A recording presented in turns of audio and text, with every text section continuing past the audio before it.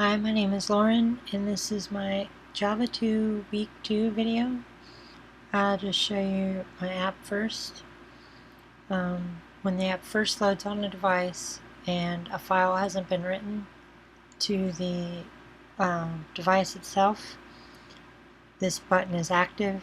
You click it, it uses the intent service and pulls back this list, which it stores in a single text file on the device.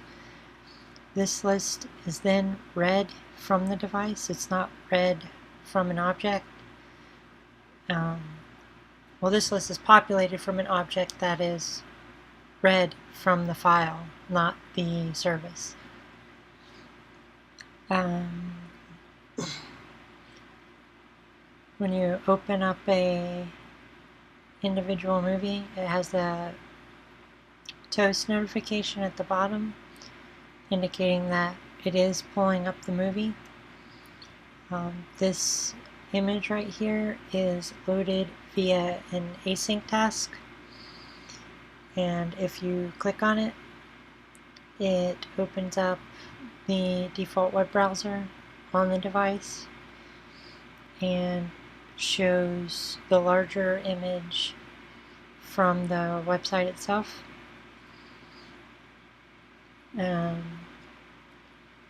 This view is actually scrollable. I'll find one that's a little longer to show you. So this information isn't ever not accessible.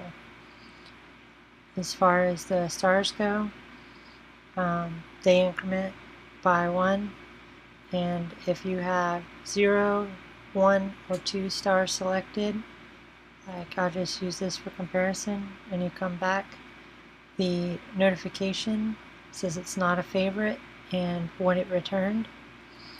And if I go back to the movie and you click on the 3rd star and go back, it'll say it's now a favorite because it returned that. Let's see, what else is there? Oh, each movie is populated via the intent service that handles the API call. The async task is in the second activity.java, and the actual click event that handles the image opens up an implicit web service intent. I did add the black theme. I would have liked to spend more time on it. I actually spent quite a bit of time arranging this UI so it fit right without having a lot of scrolling involved. Let me see if I can find, I think generations is pretty long. Oop.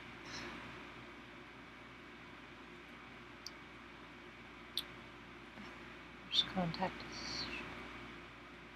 Okay, well that kind of shows it. This is one of the longer movies, and even the longest one just barely goes below the screen, so you would only have to show, like, scroll to see this bottom line right here. I think that's it for, oh, the display. I looked online on how to change the orientation of the emulator, and for some reason the app doesn't change orientation in the emulator, but I did check on my device because I thought I had done something wrong, and on my device this app functions pretty much flawlessly. It's fast, it switches orientations well, none of the UI elements get messed up. I handled the on save, and I'll show you that in the code on the detail page, and it works great. On my code, let's start at the top. This is the handler for the list item that loads the detail activity And these are all the extras that are passed to that activity to populate all those detail fields. This is checking the network connection and starting the intent itself. Down here, this just checks for the file.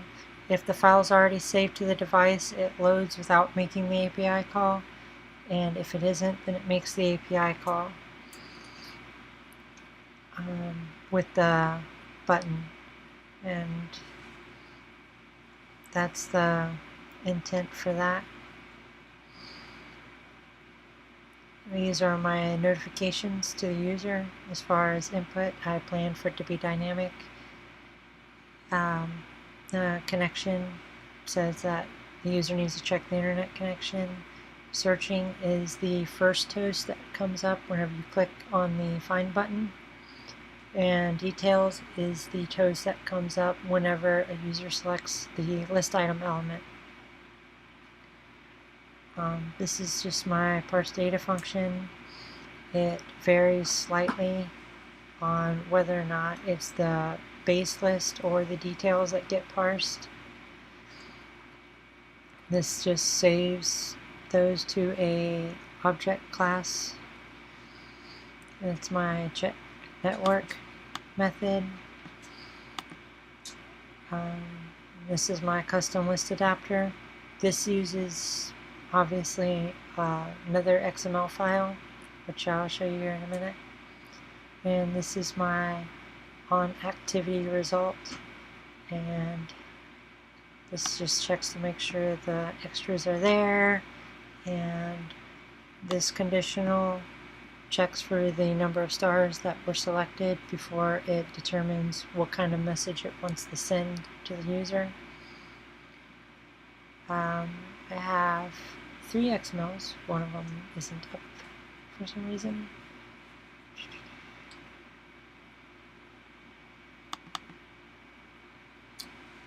This is my detail view.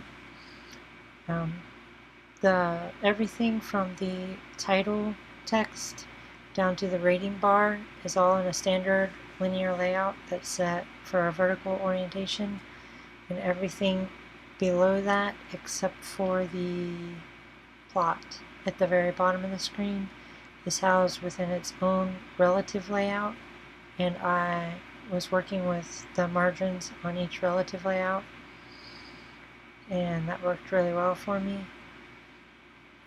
The custom list item is just a really basic one. I used thumbnail images before, and when it was calling the API, every time the list view had to be updated, it ran really slow.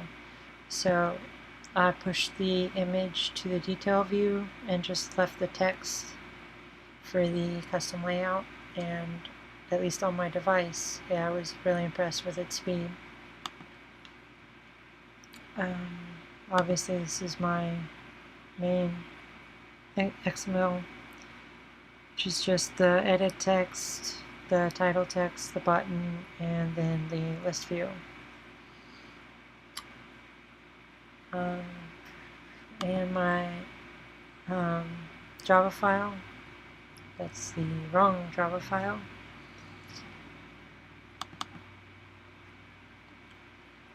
I wasn't completely familiar with the handling of the data retention for orientation change. So I did on save instance state and on restore instance state, and I made global variables. And initially when the page loads, the global variables are set by the extras, and then if anything, and the UI elements are set from the variables. If anything were to change as far as the orientation, I have it so it saves the global variables in their current state, and then retrieves them so they can be used to set the UI elements without handling or without having any loss of data. This is just my on-click listener for my image that loads the implicit URL. This is this saves the rating change for the rating bar to the variable. And this is my async task that grabs the actual image. And of course my finish that sends the extra, which was the rating bar data and the title of the movie that the details were displayed for, back to the main activity.